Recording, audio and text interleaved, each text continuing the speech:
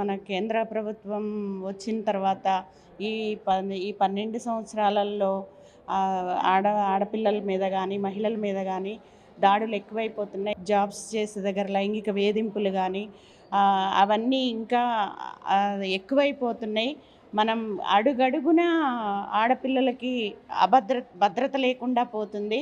అభద్రతా భావంతోనే కాలేజెస్కి వెళ్ళినా, జాబ్స్కి వెళ్ళినా, ఎక్కడికి వెళ్ళినా కానీ మళ్ళీ ఇంటికి తిరిగి వచ్చే పరిస్థితి ఉందా లేదా అన్న మీమాంసలో పేరెంట్స్ కానీ, తర్వాత వారి ఇంట్లో ఎదురు చూసే బంధువులు కానీ భయభ్రాంతులకు గురి చేస్తున్నట్లుగా ఉంది. ఇక్కడ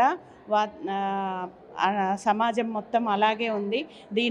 దీనికి మూలాలు సోషల్ మీడియానేమో అని అలా అనుకున్నాం. సోషల్ మీడియా వల్ల మంచి ఉంది, చెడు ఉంది కాబట్టి దానిని మంచికే ఎక్కువ ఉపయోగిస్తే బాగుంటుందేమో అనేసి ఐద్వాగా మేము కోరుకుంటున్నాము.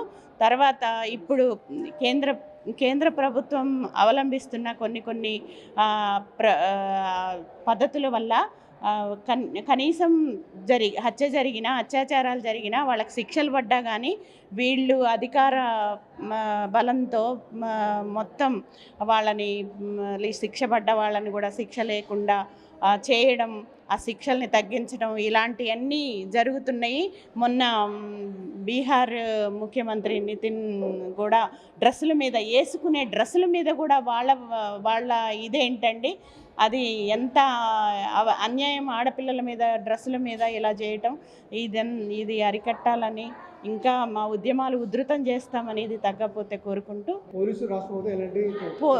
పోలీసులు కానీ చట్టాలు ఉన్నా కానీ ఆ చట్టాలని నిర్వీర్యం చేసే పద్ధతిలో వీళ్ళు పాలకులు ప్రవర్తిస్తున్నారు. కాబట్టి ఆ చట్టాలని పటిష్టం చేయాలని కోరుతూ, మళ్ళీ చేయకపోతే మేము ఇంకా మా ఉద్యమాలని ఉధృతం చేస్తాం. స్వేచ్ఛ లేకుండా పోయింది. స్వేచ్ఛ, మహిళా హక్కుల కోసం, స్వేచ్ఛ కోసం ఎన్ని పోరాటాలు చేస్తున్నా కానీ ఇంకా రావట్లేదు. మహిళ నడి రోడ్డు మీద అర్ధరాత్రి అయినా నడిచే పరిస్థితి మన సమాజంలో ఇంకా మనం కోరుకున్న పరిస్థితుల్లో రావట్లేదు. ఆనాడు మహాత్మా గాంధీ కోరుకున్న ఇది మహిళా హక్కులు కూడా, స్వేచ్ఛ కూడా లేకుండా పోతుంది. మరి ఈ బీజేపీ ప్రభుత్వ పాలనలో మనువాదాన్ని ముందుకు తీసుకొచ్చి ఇంకా మహిళల్ని భయభ్రాంతులకు గురి చేస్తున్నటువంటి పరిస్థితి కనబడుతుంది. దీన్ని తిప్పికొట్టాలి.